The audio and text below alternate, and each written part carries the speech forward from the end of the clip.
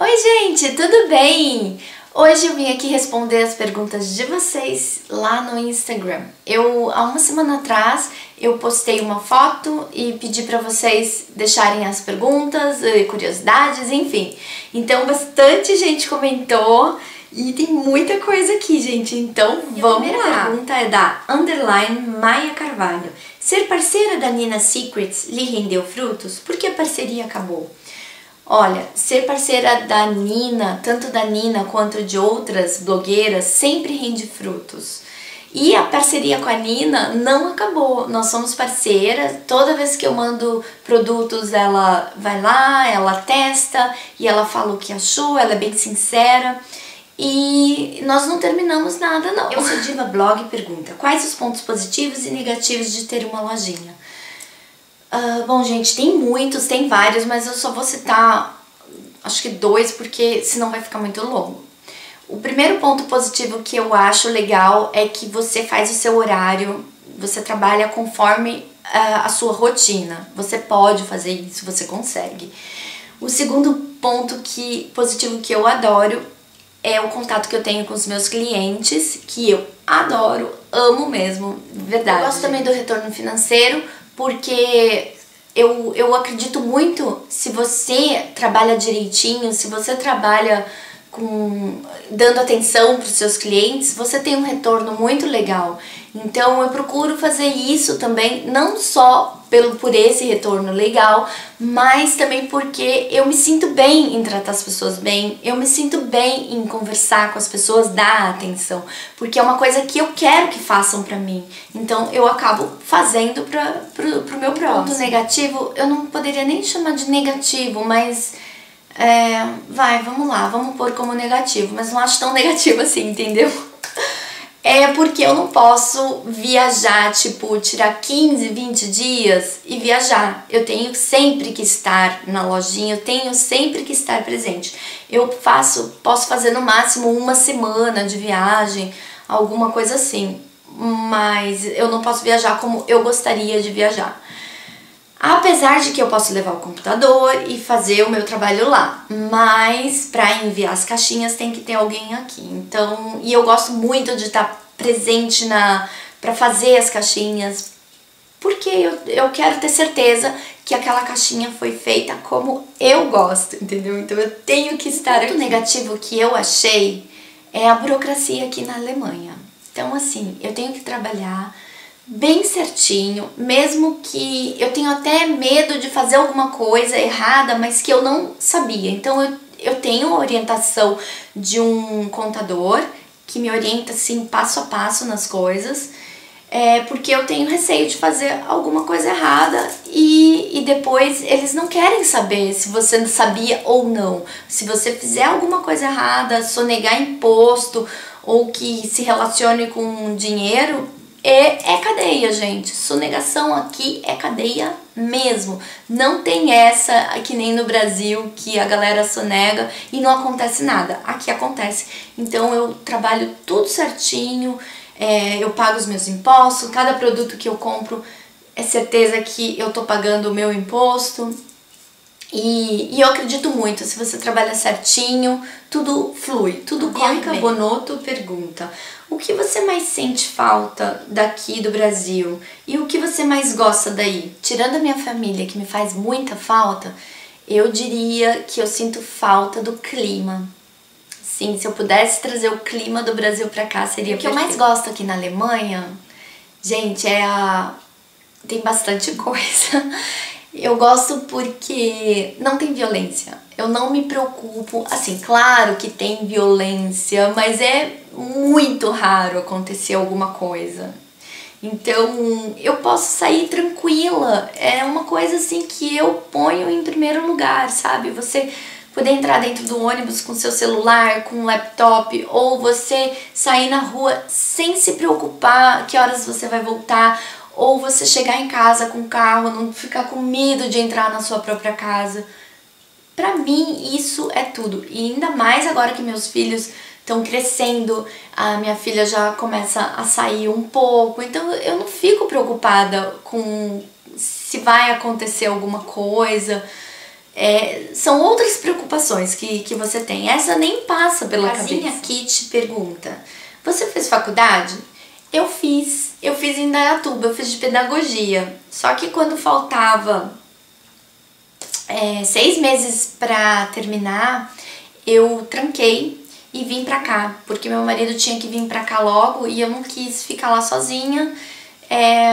Foi bobeira, achei que foi bobeira, eu devia ter terminado a faculdade lá e vindo pra cá. Mas a gente faz umas dessas, A Maria PRT pergunta: que tipo de alimentação você faz pra manter a linha? Beijo pra você também. Então, eu não faço uma dieta, eu só procuro comer saudável. Então, assim, de manhã eu procuro comer, como eu vou na academia de manhã, às vezes eu vou à noite também, mas a maioria das vezes eu vou de manhã. Então eu procuro comer um pouco de carboidrato, porque eu sei que eu vou malhar. Eu como uma fruta e daí eu vou, malho. Quando eu chego em casa, eu tomo um shake de proteína, que é pra ajudar na musculação, na musculatura, pra ficar mais firme. E no almoço eu procuro comer muitos legumes, eu faço bastante legumes, no mínimo assim 3. Faço arroz integral, faço feijão também, não sempre. Procuro fazer bastante peixe, bastante frango, carne vermelha só uma vez por semana que eu como. Então, assim, eu procuro sempre estar comendo saudável em casa. Quando eu saio, vou num restaurante, eu abro uma exceçãozinha para as besteiras, para as coisas mais doces. Em casa eu não como doce. O único doce que eu como é chocolate amargo 70%, que ele é um ótimo antioxidante, então é gostoso e te faz bem. Então, assim, eu não tenho uma dieta, tá, gente? Eu só procuro comer mais saudável, eu leio muito sobre esse assunto e me ajuda bastante. A Elisângela Nardim pergunta: como você conheceu seu marido e o desenrolar da história até o casamento? Nossa, gente, isso dá um livro. Vocês têm noção? Eu já tô casada há 21 anos. Casada não, vai. Eu conheço meu marido já fazem 21 anos. A gente ficou 5 anos juntos e... Ó, eu já tô pulando tudo, né? A menina pergunta uma coisa, eu já tô pulando. Vamos lá, vamos pra pergunta. Eu conheci meu marido numa... Eu vou resumir, tá, gente? Senão vai ficar gigante. Se vocês quiserem um vídeo sobre isso, põe aqui nos comentários que eu faço um vídeo só contando a minha vida no desenrolar com o meu marido. Mas vamos lá. Resumindo, o meu marido numa disco, numa baladinha. E ele me olhou, eu olhei pra ele, rolou química. E ele conversou comigo. E daí a gente ficou até agora. Ele também tinha 18 anos e logo ele foi pra faculdade, pra universidade. Ele estudou engenharia na Unesp, em Bauru. E eu fui algumas vezes para Bauru também e muita gente não acreditava no nosso relacionamento, porque ele saiu a 400 quilômetros de São Paulo, então eu ficava muito sozinha e ele lá sozinho. Só que depois de 5 anos, um ano antes dele acabar a universidade, eu engravidei. Não foi planejado, a gente levou um susto, mas a gente abraçou a causa com muito amor e carinho e veio a Gabi, que hoje tem 16 anos. A gente foi pro Rio Grande do Sul, para Porto Alegre, ficamos 6 meses lá e logo ele recebeu uma proposta de emprego da Ericsson, que valia muito mais a pena, e eles mandaram o meu marido para Irlanda por 1 ano para fazer um treinamento e como eu já estava com ele, já tinha um filho, a gente foi obrigado a casar para eu poder ir junto. E aí eu casei nas pressas, assim, muito rápido, em 15 dias já tinha casado. E aí eu fiquei 1 ano em Indaiatuba, na Irlanda. E depois que a gente voltou da Irlanda, a gente ficou 3 anos em Indaiatuba, no interior de São Paulo, que foi maravilhoso. A Batagin diz: adoro seus vídeos, obrigada! Eu fico muito feliz quando alguém fala: Drica, eu gosto dos seus vídeos, eu curto seu canal, eu gosto muito, obrigada. Saudades de comprar com você, uma querida. Do que você mais sente saudades do Brasil além das pessoas? Encontra comida brasileira no mercado para cozinhar por aí? Beijos, Alba. Beijos, Alba. Olha, o que eu mais sinto falta do Brasil, tirando assim a família, eu sinto falta do clima, né, que eu já tinha falado. Eu sinto falta também das comilanças na família. Quando a gente se reunia para almoçar junto, então cada um trazia um prato e a família inteira se encontrava. Gente, era muito gostoso isso. Eu sinto, no fundo do meu coração, eu sinto muita falta disso. E às vezes meus irmãos, eles mandam foto, ou falam no Skype, a gente tá aqui, tá todo mundo aqui. E eu sinto aquela pontinha de inveja branca, assim, eu queria muito estar lá com eles. Porque é muito bom, é muito gostoso. Isso pra mim é tudo. A Dani pergunta, como é a sua vida na Alemanha? A minha vida na Alemanha, se eu pudesse definir uma palavra, eu diria tranquila. Aqui eu me sinto super tranquila, eu consigo tempo pra fazer as coisas. Eu não sei se é porque a família tá longe que você acaba não tendo muitas coisas pra fazer final de semana, muitas opções, então acaba sendo bem tranquila. Mas eu gosto dessa tranquilidade. E eu gosto do agito também, viu, gente? A Lucy Pro, que é a Lulu, beijo, ela me segue desde o início, gente. Ela é uma graça. Seus bebês ficam na escola há quanto tempo? Pergunto porque no vlog você saiu o dia todo e fiquei pensando neles.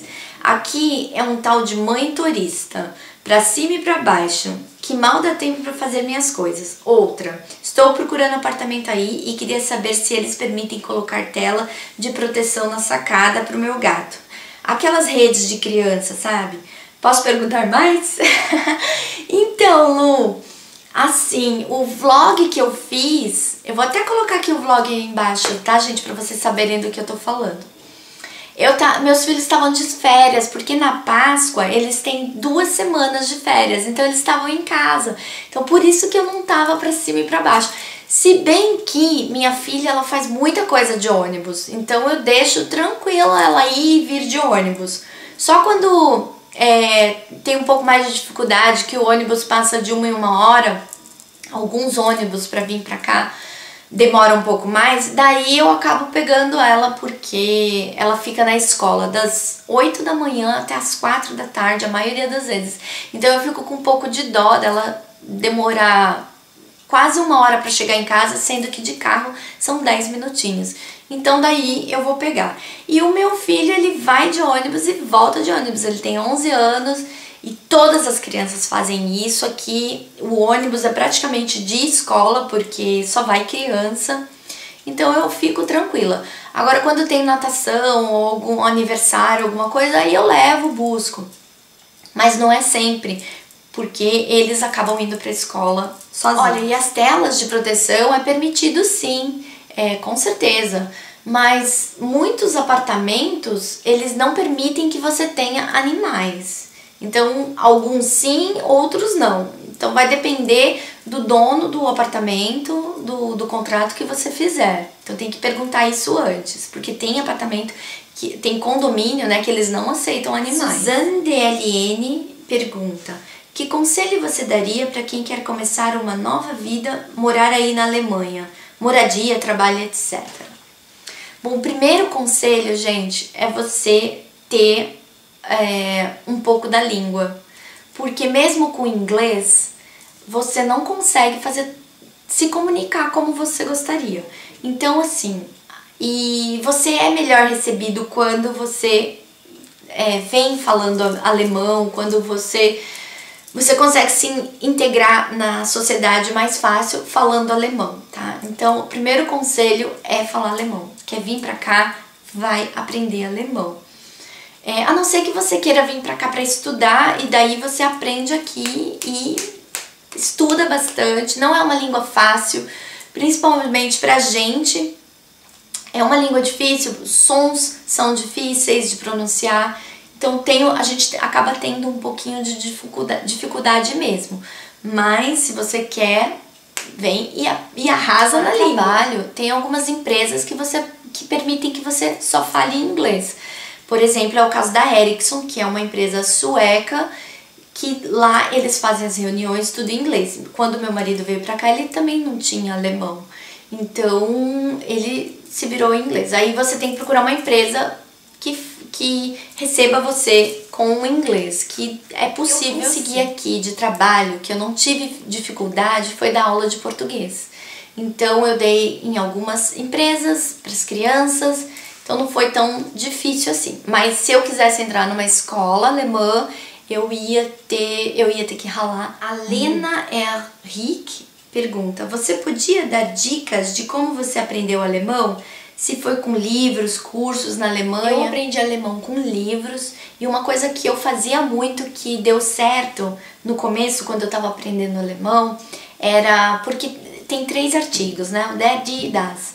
Então era um pouco difícil decorar. Então, por exemplo, eu pegava post-it e fazia, por exemplo, der Tisch, colocava na mesa, que é a mesa. Aí eu colocava no quadro, das Bild, que é o quadro. Então eu ia colocando o nome das coisas com os artigos para poder decorar. Então tinha na cadeira, no fogão, em tudo quanto é lugar. Minha casa ficou cheia de post-it por muito tempo até eu decorar aquelas palavras. Isso ajudou bastante. A dica é falar, gente. Não tem outro segredo. É você não ter vergonha e falar, mesmo que você esteja falando errado, o importante é você falar, porque você alguém acaba te corrigindo, ou você se liga que não é daquele jeito que fala, e daí vai aprender. A Nilda Santo, a Nilda me segue há muito tempo também. Beijo, Nilda. Ela pergunta: quando você vem pro Brasil? Oh, eu queria ir hoje. Gente, esse ano eu tô programando, eu quero ver se eu consigo ir pro Brasil. Não sei se no final do ano ou se no meio do ano, não sei ainda, mas esse ano eu queria muito ir. Não vou dar certeza pra vocês que eu vou, mas eu quero muito ir esse ano. E se eu for, Nilda, a gente vai tomar um café, né? Você é de São Paulo também, não é? Rodrigues. Eu acho que foi você que me falou sobre os produtos da Julia Petit, não foi? Obrigada, viu? Eu tenho quase certeza que foi você. Obrigada por ter me avisado. Meu namorado é alemão, mas ele ainda está estudando, então não sabemos como vai ser o futuro. Mas eu queria saber como foi para você lidar com a distância, com a frequência... com que frequência você visita a sua família no Brasil? Olha, a distância é cruel, sabe?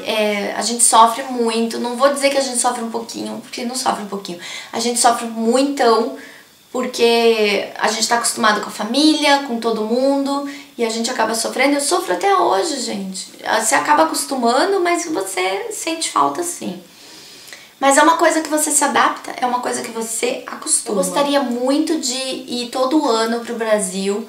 Antes de construir a casa, eu ia todo ano pro Brasil, minha família vinha pra cá também. Então a gente acabava se vendo de 6 em 6 meses.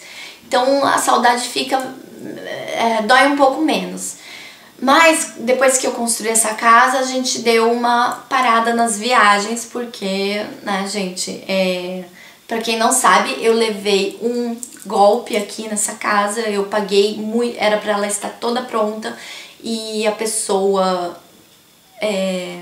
meio que faliu a empresa e saiu fora, e a gente tá na justiça pra ver se consegue o dinheiro que a gente pagou e não viu a casa estar pronta.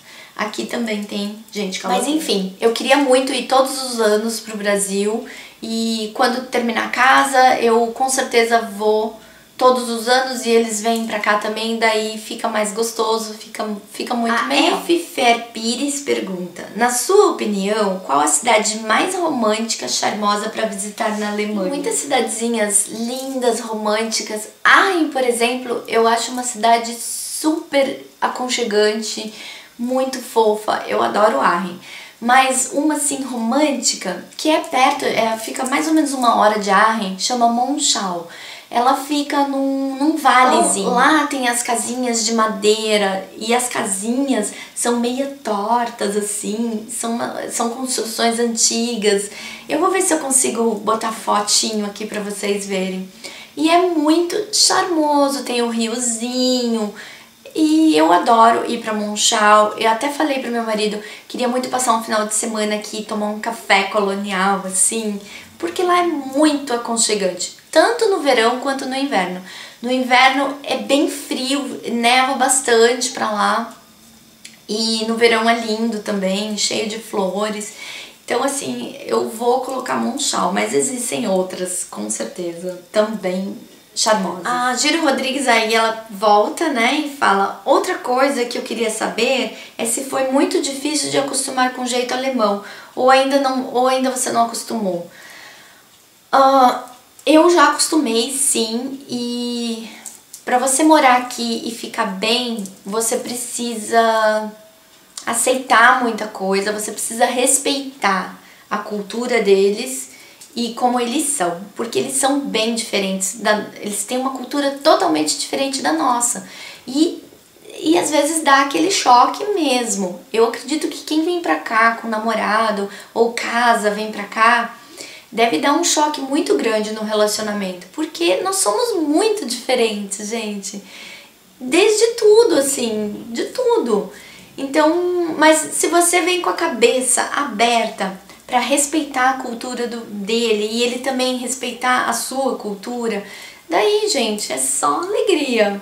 Então eu aprendi muito a respeitar, tipo, alemão não gosta de ver criança na rua, tipo, depois das 8, eles vão te olhar feio, eles vão te julgar. Então, depois que eu acostumei com isso, eu não levava mais meus filhos depois das 8, eles têm que estar dormindo, criança tem que estar dormindo.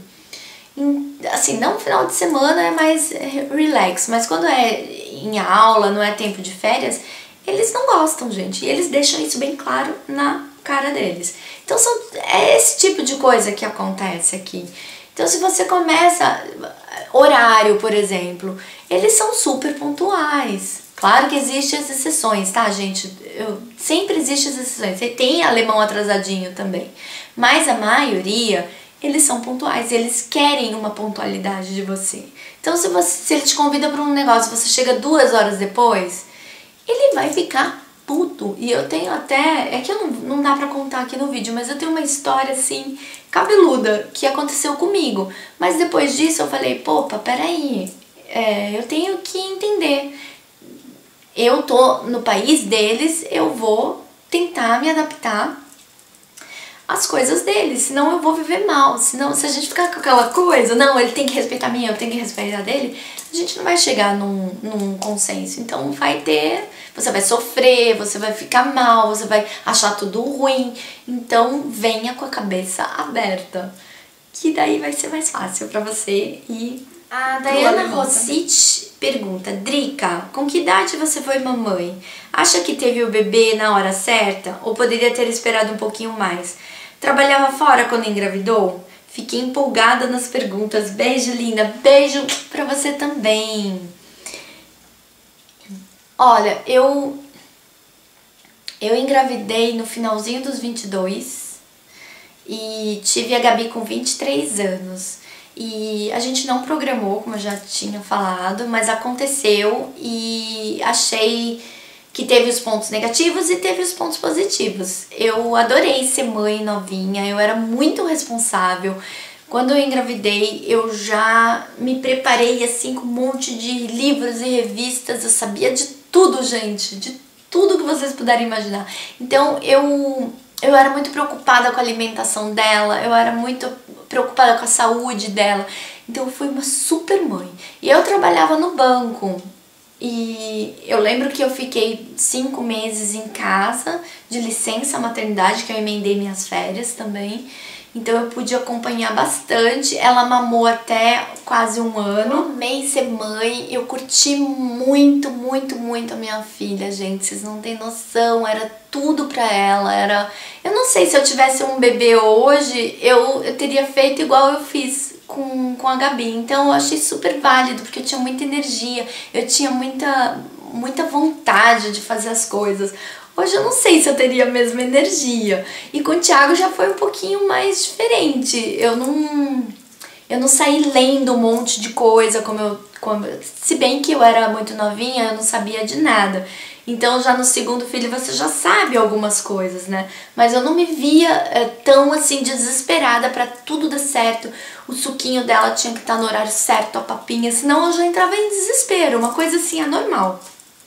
Mas eu não me arrependo de ter feito tudo isso pra minha filha. Eu adorei participar da educação dela, eu fiz pedagogia e eu fiz um monte de coisa com ela. Ela leu sozinha com 5 anos de idade, porque eu estimulava muito. Então assim, eu participei muito da infância dela. Eu sou assim, realizada. Hoje com 16 anos, ela tá me dando um pouco de trabalho, mesmo por conta da adolescência.